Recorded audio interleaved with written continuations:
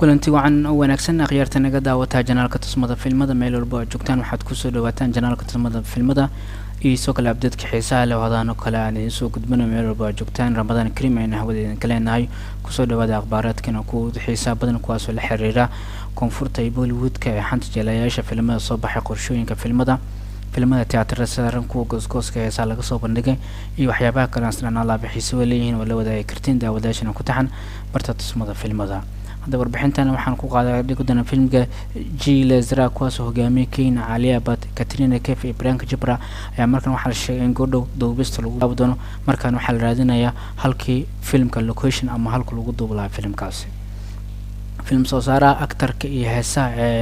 فرحان أكتر أيا وحو يعمل مركان ديب وصل لابندون إنه فيلم دايركتر كان أخذه مدة 8 سنة كديب waxaana soo kale markaan uu yahay mid u raadinaya filimkiisa Jiil Zara halka filimkaas lagu duuban lahaa ee locationada loo yaqaan taas oo hogaamiyay filimkaas Alia Bhatt, Priyanka Chopra Jonas iyo soo kale Katrina Kaif.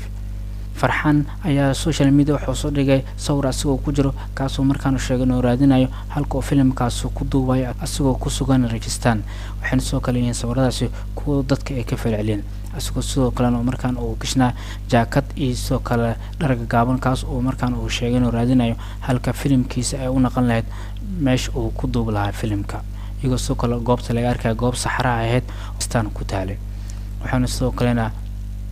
uu filimkan uu yahay filim markaan xiiso leh tani markii filimkaas lagu dhawaaqay in la soo fasaxi doono soo kale kaartoon laga soo saaray wuxuu noqday filim xiiso leh taas oo qofal bay sugalayeen taageerayaasha saddexdan Trisha ayaa waxay yihiin kuwa markaan ay sugalayeen in filimkaas la daawado ama qorshihiisa filimkan ay duubistiisa lagu galo filimkan ay waxay in saddexdan Trisha hogaamiye ka yihiin ilaa hadda lagu soo diray atoro filimkaas kala soo qayb qaata filimkan ay wuxuu ku saabsan yahay filim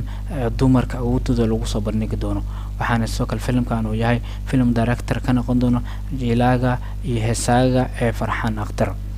filimkiisa ugu dambeeyay Farxan Akhtar oo director ka noqday wuxuu ahaa filimka Doonto kaas oo sharuuqan hogaamiye ka filimkaas ay wada 2011 halka qaybta koowaad filimkaas soo kale oo ahaa mid isla asigoo director ka kaas oo muddo 5 sano u dhaxaysay taasoo qaybta koowaad sharuuqan hogaamiye ka asagoo filimkaas uu ahaa mid ka ganacsada waxyaabaha daroogiska ah taas oo sidoo kale ay qorshiisu yahay in uu Europe dhan uu gaarsiiyo waxaana soo kale doorkaas muhiim ku leeyahay Priyanka Chopra ee doorkeeda Roma taas oo kamid ahayd ciidamada Interpolka taas oo rabtay inay soo qabto xidiga sharuuqan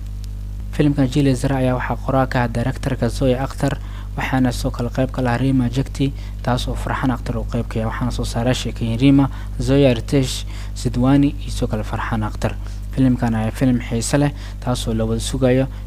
tirishooyinkan inay ka soo wada qayb qaataan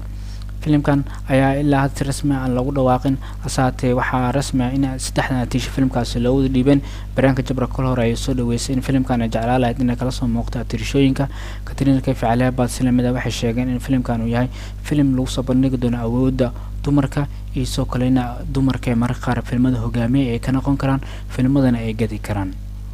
inta aynu kusoo koobayna muuqaalkana aan ku qaadaa dhigaynay filimka Jiil Zara kuwaas hogaamiye Keen Alia Bhatt Katrina Kaif iyo soo kale Priyanka Chopra oo markaan bilaabatay in duubis lagu bilaabo doono iyadoo soo kale markaan ay gabagabay tahay halka filimkaas locationka ama goobaha lagu duubi doono oo film soo saara markaan wuxuu ku mashquulsan yahay Rajasthan asoo ku sugan si uu soo gabagabeeyo jadwalka filimkaas ee halka lagu duubo lahaa hadad warbixintan ka shaleeg noo saaro kuma santaan laabsad muuqaaladan oo daawataan Ramadaan Mubaarak ayna hawdin kaleena kan kiis xigana sidaas nabadgelyo